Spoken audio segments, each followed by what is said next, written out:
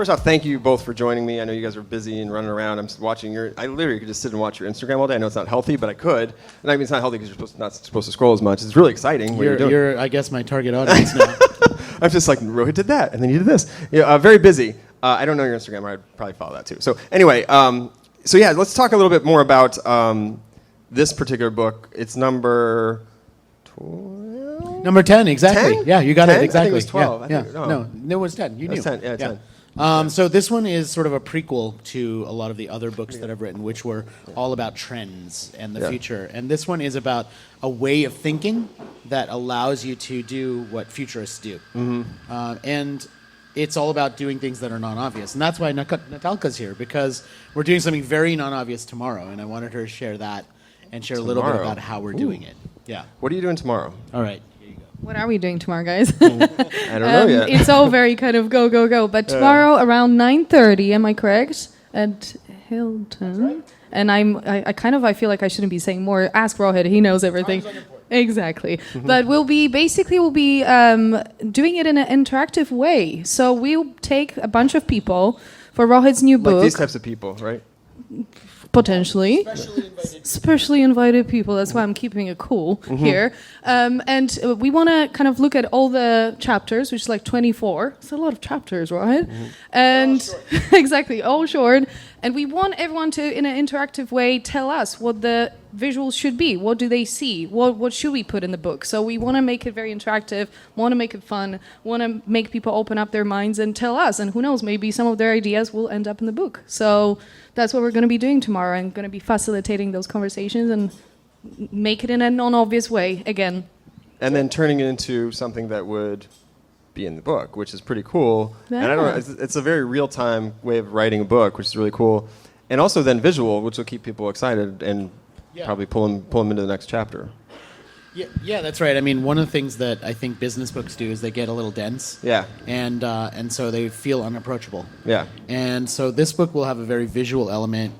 It's got 24 chapters, but it's, if you know books, it's only about 18,000 words, which is quite low for a book. Like most average business books you would read would have probably 60, 70,000, just for comparison's sake. So like a 250-page book will be about 60,000 words. That feels nice.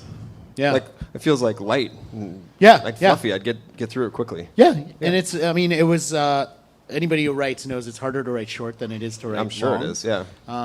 We always say if it was too long, we'd say, I'm sorry, I didn't have time to make it shorter. Because it takes time to make it good and short. But that was really important because we wanted it to be approachable. Okay. That makes a lot of sense to me. And I think that, you've written these different books spotting trends and things, and now I want to understand, how are you coming up with non-obvious thinking? Like, what does that mean to somebody? Like, if I was to ask you, like, how did you kind of approach this book as far as thinking, like, what are going to be in these 24 chapters? Well, I can give my perspective, and then Yeah. I know you do a lot of non-obvious visualization. Yeah. For me, it was all about like trying to create a method that people could use and remember. So I'm big on acronyms because I'm a marketer, and the acronym for the book is SIFT. And the word SIFT means looking at something thoroughly to find what's most meaningful. The word is actually really great as an acronym, but the acronym stands for, S stands for space, so create more space, like the breathing exercise that you and I did, like the 7-minute meetup, that's an example. You're creating space for thinking, new connections in a crowded space. I did a 7-minute workout this morning at 5 a.m. Okay, yeah, everybody does their own thing. We were talking about fun facts, I thought earlier. So I'm still on those. I'm still trying to think what my next one's going to be, non-obvious fact. Okay. Does you like getting mentally ready for the workout? Yeah. Yeah, so that's S, right? Yeah. The I is insights, trying to come up with new ideas, new insights. The F is focus, so find a way to focus your ideas, pay attention to what matters. And the T is twist. And the twist is where it really becomes non-obvious. Like you come up with something that no one else has come up with. So that's the method. That's the sort of framework for the book.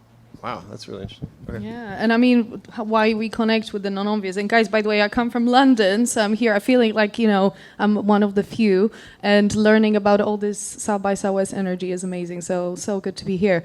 But the non-obvious as well, that's kind of what I do since I started my business for 12, 13 years. Everything that we do is kind of taking company stories and making them non-obviously beautiful, engaging visual. So when we got together at Rawhead, it was just kind of like a meant-to-be connection, and tomorrow I'm so excited to kind of bring that energy into the room. And who knows, like maybe we'll just have all the illustrations done there and then. How cool would that be?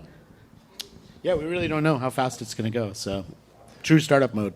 So, speaking of speed, there's been a bit of a revolution lately with AI. I know it's been around for a while. You probably talked about AI a lot in your past books, and that it's coming and it's here. Oh my God! So now what? Like, what do you? How does that impact you guys when you think about non-obvious thinking? It's become an obvious thing, but it's also, is it still non-obvious too? I don't know. I mean, I think that tools can become obvious, but you can use them in non-obvious ways. And for us, AI was always going to be a collaborator, not a creator.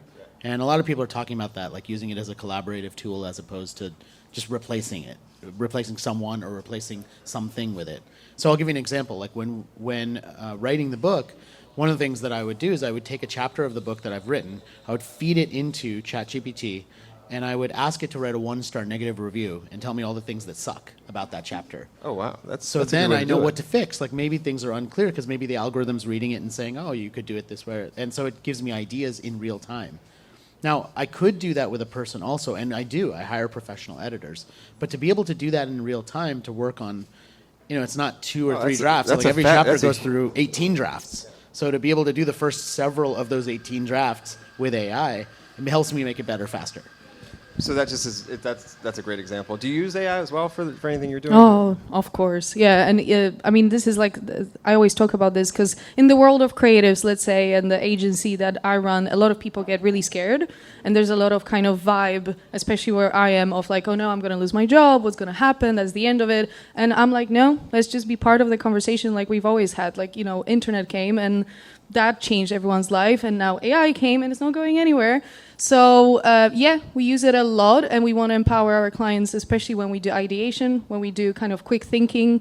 But we also make them understand that use your creativity still, use your ideas first. Extract something from your brain, make it your own, so that you feel like you can then elevate it to a great, amazing place with the tool. But start with your own brain. Don't lose that, because then kind of like, what is there left? We're just all going to be in a washing machine of AI ideas that are kind of the same, because really ChatGPT is just a mixture of all of our thoughts from before, right? So like, when will that change in terms of, we need still new ideas. So make sure that you still implement them, and then like, let's use the tools to like really elevate that idea. So we use that a lot, and I think that brings a bit of more confidence to people rather than like fear. Oh no, what's going to happen with, It sounds like it's just like both of you, it's using it as like steroids to do what you normally do. Like, it's really interesting, like to see how you're doing it. Like you're not using it to build your own work, but you're using it as a tool to make yourselves better. So that's really a unique way to do it. I know some people are using it to make their own work, and I'm curious how it's going to go down. But next kind of going on, how do you identify some of these themes? Like, I know you mentioned the approach you take. What does it take to say, okay, what's the twist? How do you sift through all that yourself to figure out, okay, this is definitely a non-obvious thinking item. I'm going to like highlight this, figure it out, and then, how do you approach it from like how do I show this in a unique way? Well, there's a few straightforward ways, right? I don't know how you I twist, do a lot I guess. of, That's like, the question. How do you twist? Yeah, how do you twist? Well, the first thing is you can, in the publishing world, right? I do a lot of publishing for my own books, but I also own a publishing company. We do titling for books. The obvious way to do that is you come up with a title, you think it's great, then you search on Amazon. If someone else has the title, it's not that original, right? And you could do the same thing with like, the patent searches to see if somebody has a patent for something. Entrepreneurs Domains. do that, right? Domain names. So like, there are ways to test if something you think is non-obvious because it's new to you is actually new. And that's the first layer of being able to create a twist. And you'd be amazed how many people don't do that. I mean, you're amazing at branding too. You have this, like, you've been doing this for so long. You're just really good at it. I mean, what is with that kind of thought? So that's a great first step. Now what? Like, what's the next step? The next one is to try and reduce until it's something that people can remember and that's meaningful for people. And I've done it a few different ways, right? So non-obvious is a brand. It's a trademarked brand now. And it's meaningful for people. Maybe they hear the word and they don't think what I think about it, but it means something to them. It means that you have to do something differently from what you've done before. And that's kind of the vibe that I'm trying to create with it. And I think that's what a good brand does. Right. And then from a design perspective, how do you approach it? Like, is it a similar thing you're kind of thinking about? Like, I guess, how do you twist? I guess, rephrase the question. My job is to make people choose less things. So it's all about simplifying in my work, because people come and they're like, Natalia, we've got all these ideas and they're so important. Everything's so important. I'm like, I know it's so important because it's your idea. Obviously, you wouldn't be here. But it is all about simplifying. So we use a lot of neuroscience. We use a lot of literally kind of how our brains work in terms of looking at facts. Because like there's data that says literally the brain will look at, like after fourth thing, it gets really confused. It's kind of like the brain goes 1, 2, 3, 4, lots. So like, for example, little things like that where we really, our job is to simplify the story, simplify the idea. You know, what's the beginning, what's the middle, what's the end? What is the message that you want to give? The details will follow. If you see someone really getting hooked in, they will come and you can tell them everything else and you can show them the endless slides and you can, you know, write 5 books. But really as well for tomorrow, we'll be really focused on if you had just a chance to like draw one thing from this moment in the book, what comes to you? So my job is to focus and simplify, and that's the twist, I think, because everyone wants to say so much and there's not enough time and we're all overwhelmed. That's really hard. So you both do the same thing, but one's visual and one's written. That's why it works together. Yeah, perfect. It seems like perfect setup. So, so I think from my perspective, you got this 24-chapter book. You know how Taylor Swift has her number 13? You familiar with this? She likes 13. You've heard of Taylor Swift, right? Yeah, she's really popular. So you've probably been on that for a while. Yeah, yes, exactly. I'm going to her gig, guys, in London. Oh, nice. Yeah. So you've heard of her. Anyway, so number 13. I was curious, for your 24 chapters, is there a chapter that you were like, this is the chapter because of the number? It doesn't have to be because of the number, but I was kind of getting to the point of like, what chapter of the book do you like the most as far as the story itself? And is it like, I'm curious, is it chapter 13?